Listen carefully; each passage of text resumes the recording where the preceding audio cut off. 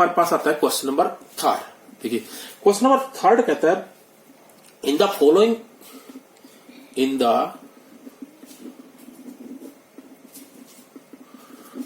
following APs find the missing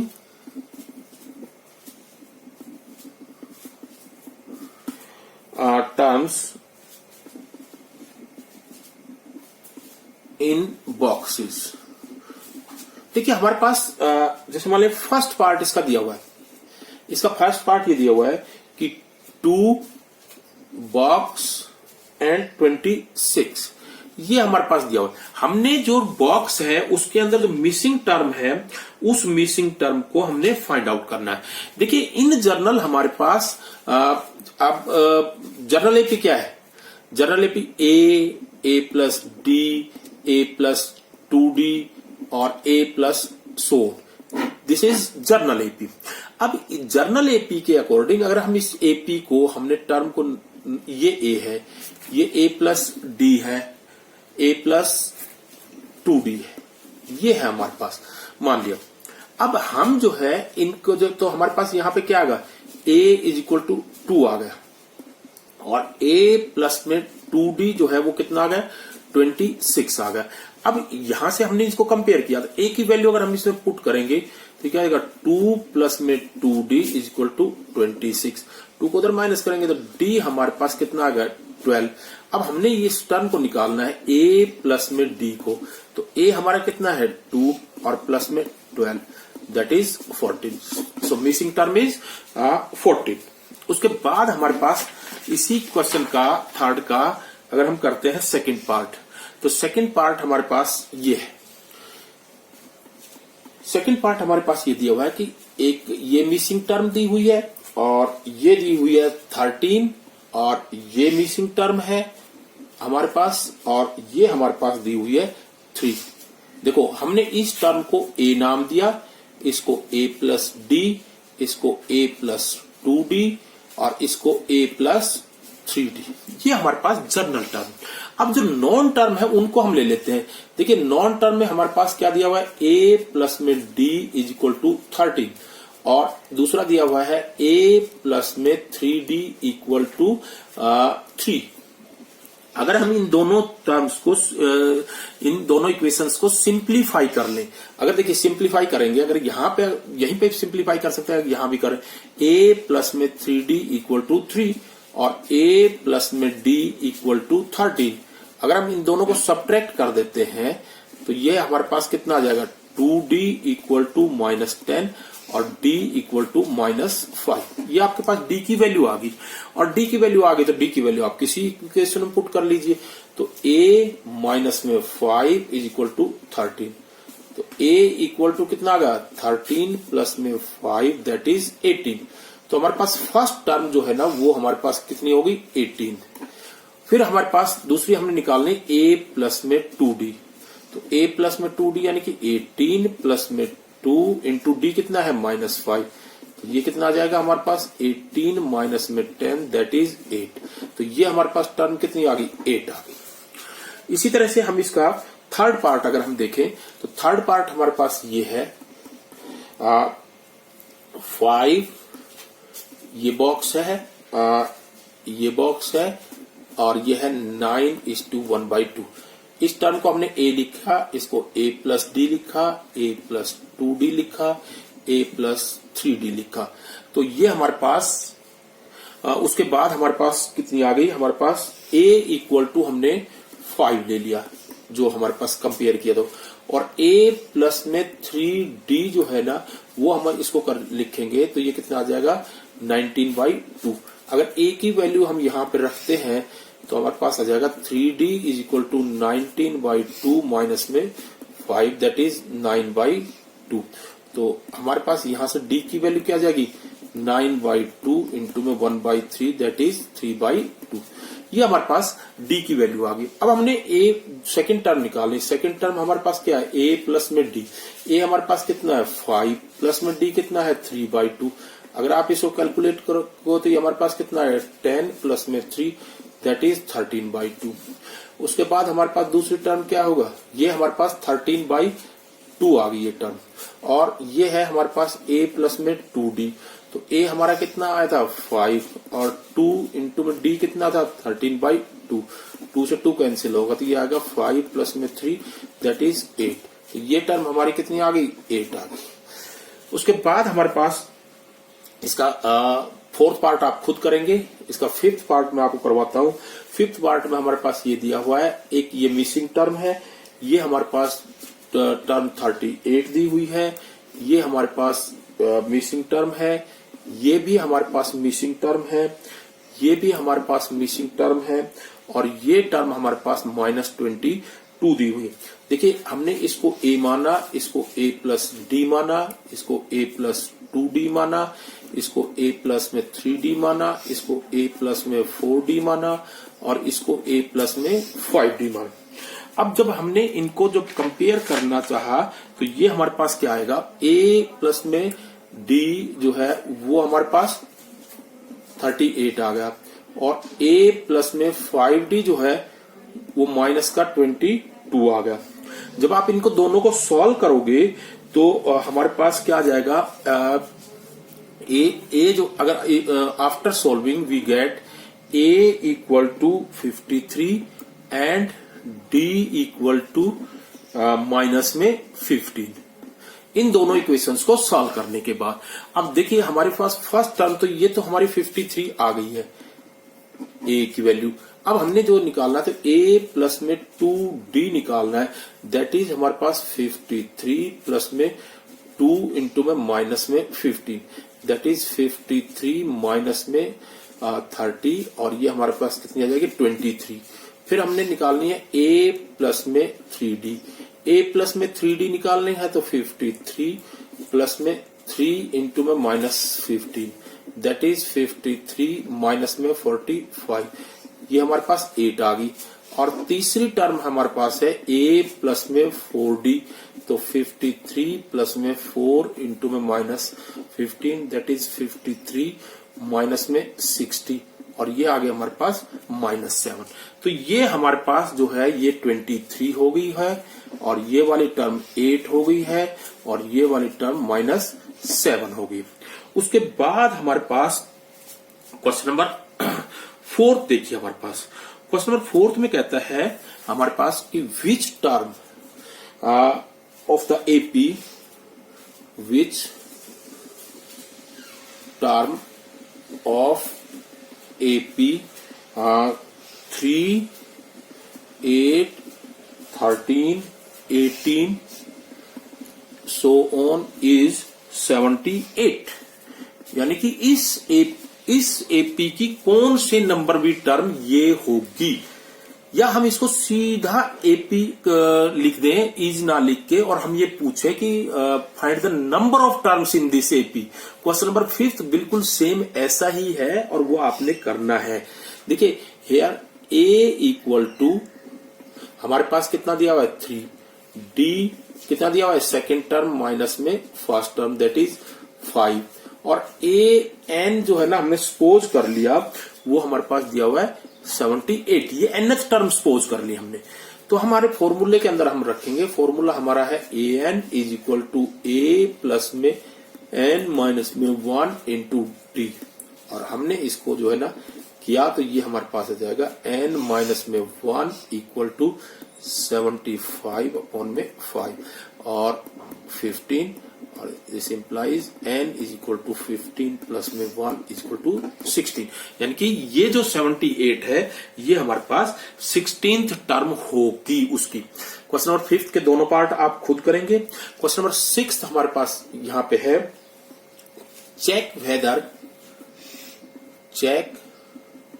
weather minus में 150 is a term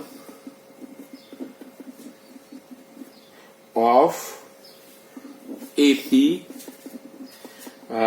11, 8, 5, 2 and so on. हमने हमने ये बताना है कि क्या इस एपी को आगे बढ़ते रहे तो क्या 150 इसकी टर्म होगी या नहीं होगी, ये बताना हमने।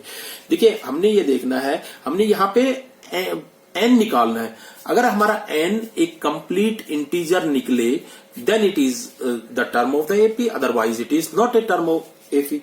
तो हेयर ए इक्वल टू हमारे पास कितना दिया हुआ है एपी का, फर्स्ट टर्म 11, डी हमारे पास दिया हुआ है 8 माइनस में 11 दैट इज -3।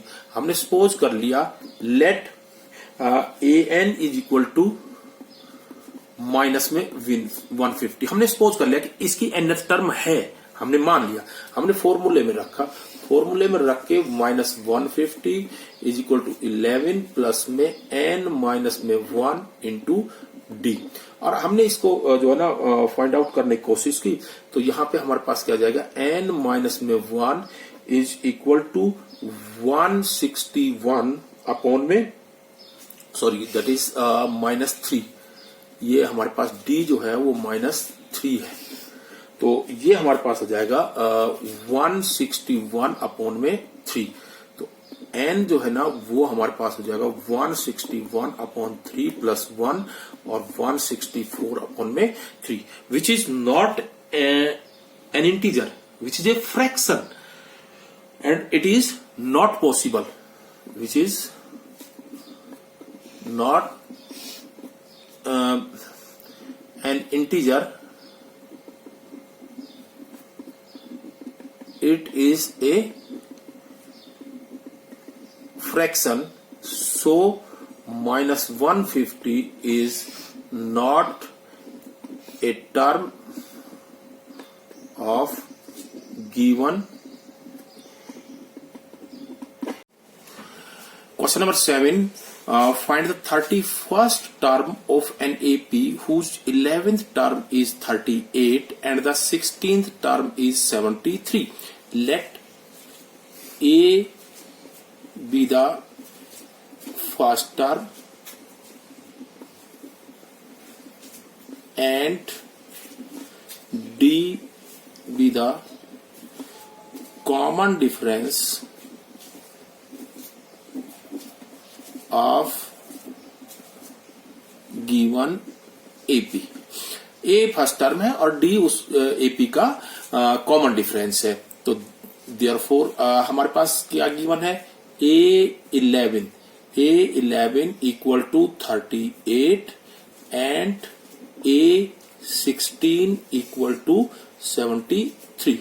तो हम यहाँ पे A11 को लिख सकते हैं A प्लस में 10D equal to 38 and A plus में 15D इक्वल टू 73।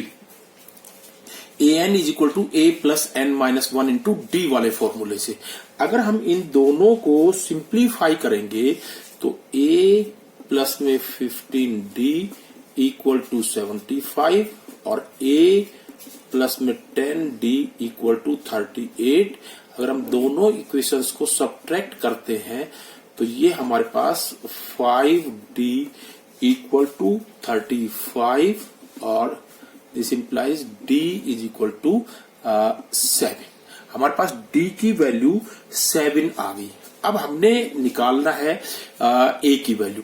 तो A की वैल्यू अगर आप किसी इक्वेशन में रख लें, चाहे इस इक्वेशन में रख लें चाहे इसमें D की वैल्यू रखें, तो अगर हमने रखते हैं तो A प्लस में 10 इंटू में 7 equal to 38 and this implies A equal to 38 minus में 70 एंड दैट इज -32।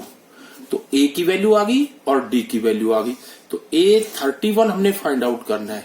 A31 जो है वही हमारा an is equal to A plus n minus में 1 इंटू डी वाला फॉर्मूला है।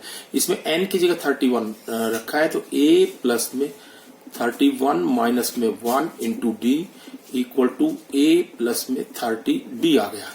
और यहाँ पे हमने A की वैल्यू -32 रखी और 30 इंटू में D की 7 रखी, तो -32 प्लस में 210 and which comed out to be 178। Question number 9 हमारे पास है If the third and the ninth term of an AP are 4 and 8, question number 8 आपने खुद करना है, वैसा ही क्वेश्चन है, बिल्कुल सेम 7th क्वेश्चन की तरह से. If the third and the ninth term of an AP are 4 and minus 8 respectively, which term of this AP is 0? हमने वही बिल्कुल सेम सपोज किया कि let A be the first term and D be the common difference of the given AP.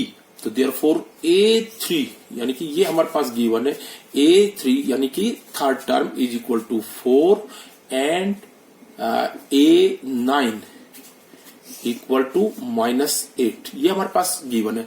हमने बिल्कुल वही फॉर्मूले के अंदर रखा, तो ये आएगा A प्लस में 2D is equal to 4 and A plus में 8D इक्वल टू 8. इन दोनों इक्वेशंस को अगर हम सिंप्लीफाई करेंगे तो देखिए A प्लस में 8D equal to 8 and A plus में 2D इक्वल टू 4. दोनों इक्वेशंस को हमने सब्ट्रैक्ट किया तो ये हमारे पास आ गया 6D इक्वल टू सॉरी ये -8 है हमारा, दैट इज -8. तो ये हमारे पास आ गया माइनस का 12 and D is equal to -2. और D की वैल्यू अगर हम किसी भी इक्वेशन में इसमें या इसमें किसी में भी रखते हैं तो हमारे पास A प्लस में 2 इंटू में -2 equal to 4 and this implies A is equal to 4 plus में 4 इक्वल टू 8. यानी कि A की वैल्यू हमारे पास 8 आ गई. हमने सपोज कर लिया लेट AN इक्वल टू 0 यानी कि nth टर्म जो है वो हमारी 0 है. तो AN is equal to A plus में N माइनस में 1 इंटू D में AN को हमने 0 रखा, A की वैल्यू हमने 8 रखी, प्लस में N माइनस में 1 इंटू D हमारे पास -2 है. तो दिस इंप्लाइज N माइनस में 1 इक्वल टू -8 अपॉन में -2 and that is equal to 4 and N is equal to 4 plus 1 and which is equal to 5. Question number 10 हमारे पास है the 17th term of an AP exceeds its 10th term by 7. Find the common difference. हमने बिल्कुल उसी तरह से let A be the first term and D be the common difference of the given AP. तो हमें क्या given है कि 17th टर्म 10th टर्म से 7 ज्यादा है. इसका मतलब है कि 17th टर्म और 10th टर्म का डिफरेंस जो है वो 7 के बराबर है. अब अगर हम यहां पे ये लिखते हैं तो ये हमारे पास क्या जाएगा, इसको अगर हम लिखेंगे तो ये आएगा A प्लस में 16D और माइनस में A प्लस में 9D is equal to 7. This implies A plus में 16D माइनस में A माइनस में 9D इज इक्वल टू 7. और आपका A से तो A कैंसिल होगा और इसमें से 7D इक्वल टू 7 और this implies D equal to 1 यानी कॉमन डिफरेंस इज 1. नेक्स्ट हमारे पास है 11th question. Which term of the AP this will be 132 more than its 54th term. हमारे पास here A equal to 3 and D equal to 15 minus में 3 that is 12.